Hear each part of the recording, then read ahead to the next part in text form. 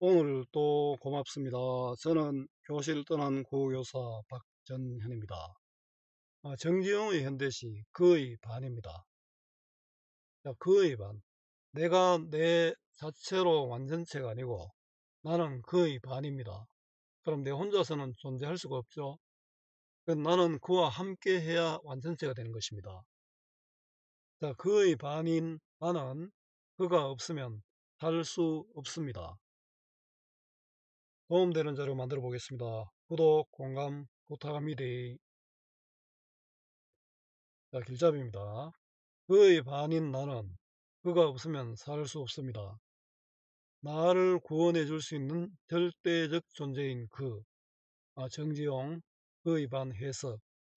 자, 우리 죽으면 날개 하나인 새가 되어 함께 하늘을 날고 가지와 뿌리가 얽힌 연리지가 되어 함께 살자는 임금과 미인의 아픈 사랑 이야기를 담은 시인의 시가 생각납니다. 자, 그의 반. 나를 구원해 줄 수 있는 그에 대한 경배는 아주 경건하게 숭배한다는 거죠. 경배는 그가 없으면 내가 존재할 수 없다는 뜻입니다. 모자라는 나에게 나를 지켜줄 수 있는 그 앞에서는 수그리고 두 손 여밀 수밖에 없음을 보여줍니다. 그를 통해서만 삶의 구원을 받을 수 있기 때문입니다. 자, 내신 수능 국어 공부 잘 하는 방법입니다. 국어는 외우는 것이 아니라 원리를 이해하는 것입니다. 따라서 본문 중심 공부 필요합니다. 이미 정해진 문제 유형, 기출, 수능 학평이면 충분합니다. 문제답 해설하는 수업 10시간 듣는 것보다 스스로 한 편 본문 정리하고 문제 풀어보는 것 도움됩니다. 100편 문제 푸는 것보다 10편 본문 정확하게 공부해야 합니다. 요약시 보고 문제만 푸는 공부는 실패합니다.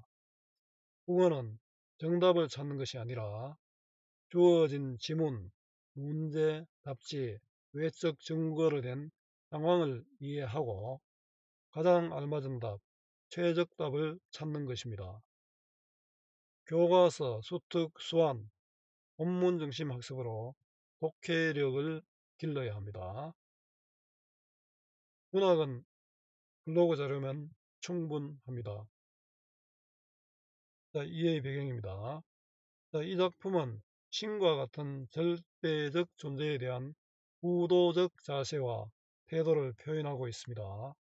그는 화자가 경외감을 느끼는 대상으로 불, 달, 음성, 고산식물은 그를 고결하고 높은 존재로 인식하는 화자의 태도를 드러냅니다. 그는 불이고 달이고 금성이고 고산식물이고 어, 고산식물입니다. 그러한 그는 먼 곳에 있는 존재로 화자가 쉽게 다가가기 어렵고 그럴수록 화자는 수그리며 자기를 낮추는 거죠. 두 손을 여미며 이건 존경하는 거죠. 경외감을 드러낼 뿐입니다. 그의 반은 그가 없으면 나도 존재할 수 없다는 의미로 불완전한 존재인 화자가 그를 통해 삶의 구원을 얻고자 함을 드러내는 표현으로 볼 수 있습니다. 자, 읽기는 넘어가겠습니다. 자, 감상하기입니다.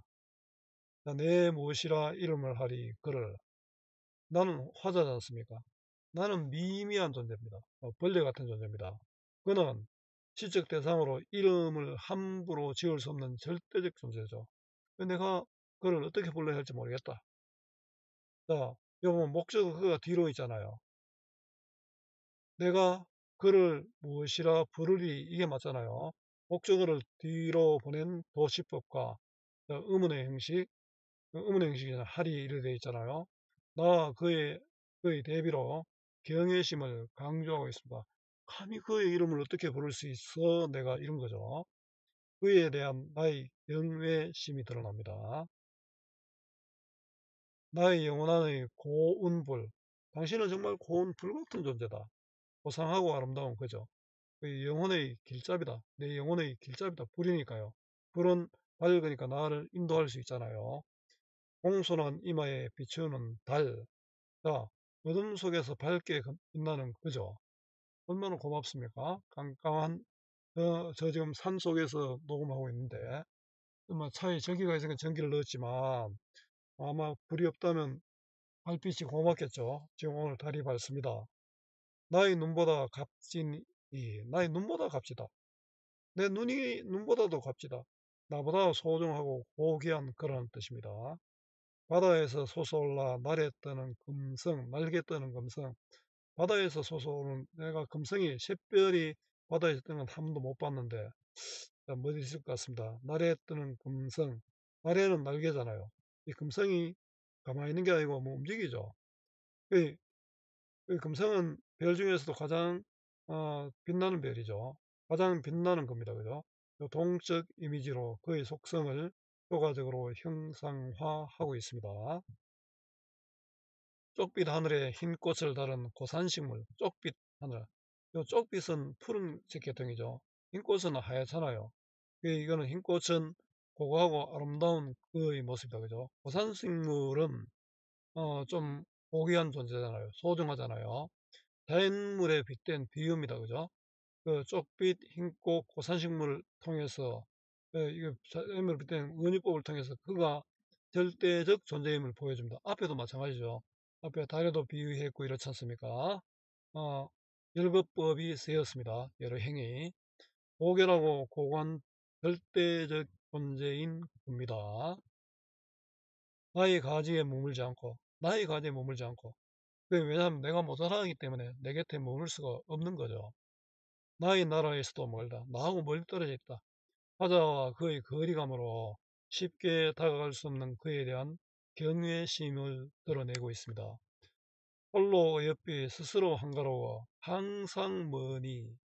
자, 이건 혼자서 이렇게 어여뻐하고 스스로 한가롭다. 한가롭다는 이건 뭐 쉰다 스스로 뭐 할 일이 없으니까 한가로운가요? 어쨌든 스스로 한가로워.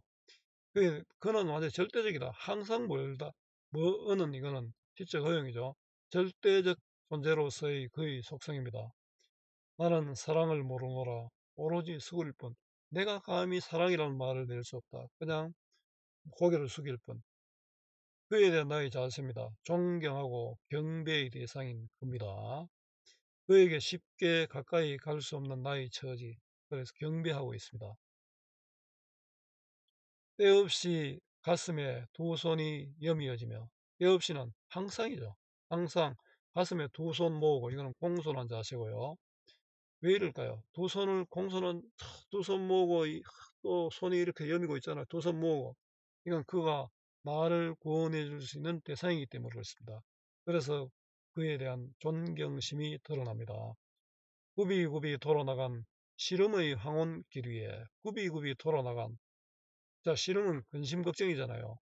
자 근심 걱정으로 황혼길은 어두운 길입니다. 뭐 저녁의 어떤 낭만적 분위기가 아니고 어두운 삶의 길을 이렇게 시각적인 힘든 삶의 길을 근심과 걱정으로 가득한 힘든 삶의 길을 또 시름의 황혼길로 표현했죠. 시각적 이미지로 비유했습니다. 나 바다 이편에 남긴 자, 나는요 바다 이편은 화자가 있는 곳이죠. 바다 이편에 남긴 그의 반이면 자, 당신과 나는 바다를 사이에 두고 지금 갈라져 있다는 거죠. 그의 반입니다. 나는 그의 반이다. 그의 반은 떨어질 수 없지만 한계를 지는답니다. 그와 떨어질 수 없는 나죠. 자, 고이 지니고 건너라. 그의 반임을 고이 생각하며 건너라. 자, 절대적 존재인 그에 대한 존경심이고요. 자, 그를 통해서만 구원받을 수 있다는 뜻이 담겨 있습니다. 절대적 존재인 그에 대한 나의 존경심입니다. 정리해 보겠습니다. 자유로운 형식의 자유시, 개인의 마음을 담은 서정시, 운문으로 된 운문시입니다. 성격은 예찬적이고 또 종교적입니다. 완전히 뭐 그는 나의 절대적인 신과 같죠? 절대자입니다. 주제는 절대적 존재인 그에 대한 존경과 경배, 절대적 존재에 대한 경외심, 그와 함께하고 싶은 의지와 구원의 소망입니다. 특징입니다. 자연물에 빗대어 그가 절대적 존재임을 보여줍니다. 열거법, 은유법이 쓰여져 목적어를 뒤로 보낸 도치법과 일행에서 나왔습니다. 의문의 형식으로 나와 그의 대비로 경외심을 강조하고 있습니다. 시각적 이미지, 동적 이미지 또 색채 대비 등으로 그의 빛남을 형상화했고요. 바다의 처지와 비교해서 그에 대한 경외감을 드러내고 있습니다. 활동하기는 문제 은행 활용하시면 됩니다. 수고 많았습니다. 제가 살아있는 한 좋은 자료로 보답하겠습니다. 어디서나 검색은 박전현입니다.